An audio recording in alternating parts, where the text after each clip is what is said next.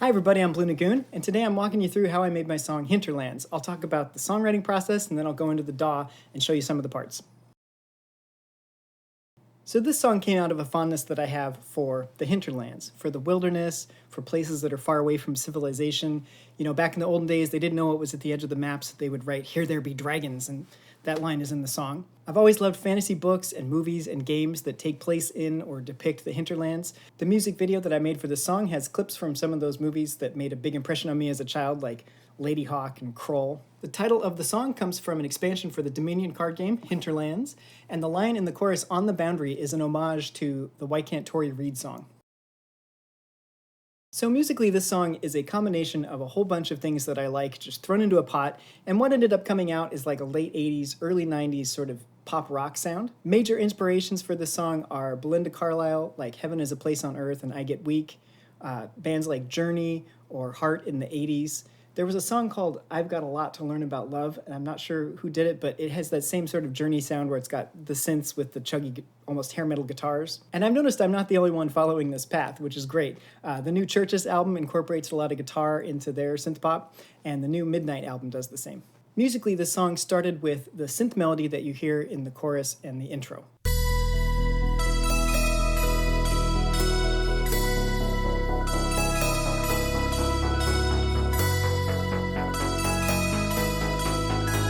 Once I had a little loop in the DAW with that going on, I was like, this shows some promise. So as I like to do, I took it from the DAW to the piano where I wrote the rest of the song.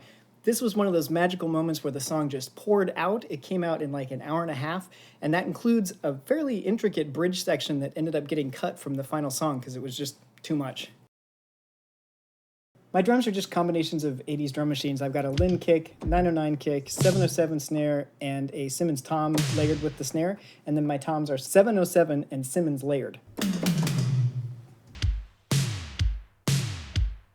And then layered in with those drums is an acoustic drum loop to just beef up the sound and some acoustic hi-hats.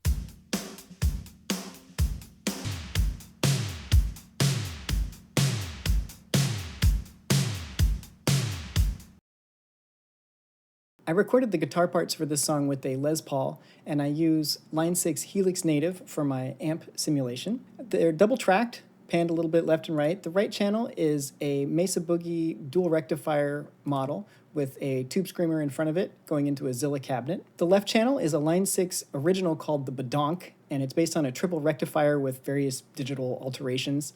It's not an amp that exists in nature, but it sounds fantastic. It's one of my favorite amps in the Helix. There's not too much processing on the guitars, just EQ to kind of keep them in the box where they need to be, and a little bit of ambience reverb.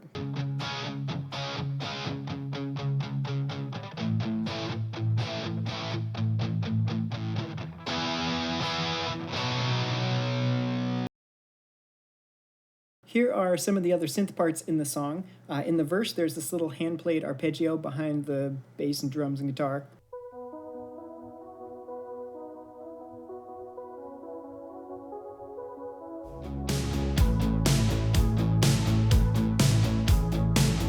In the pre-chorus, there's yet another synth part with a filter opening up, as well as some little bell fills in between the phrases of the vocal.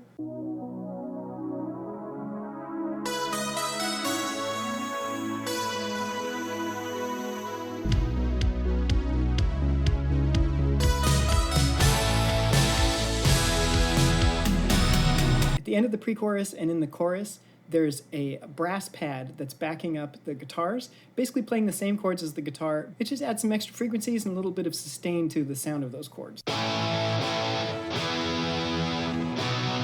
Oh, and look at that. I left a note in there that should not be in there. I probably should have cleaned that up before I finished the song. And finally, there's just some ear candy and transitional sounds to make things kind of interesting. There's this video game descending sound. There are these little fast ARP fills that I wish I could say I played it myself, but I just threw them in. The bass is a very straightforward ARP bass. The only kind of unusual thing is that I have the high end rolled off so that it doesn't get in the way of the chugginess of the guitars, because they're kind of working in tandem. Normally they'd sound something like this,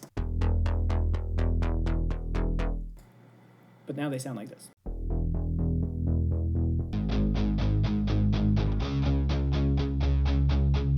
And now that you've heard a lot of these parts individually, let's build up the verse bit by bit.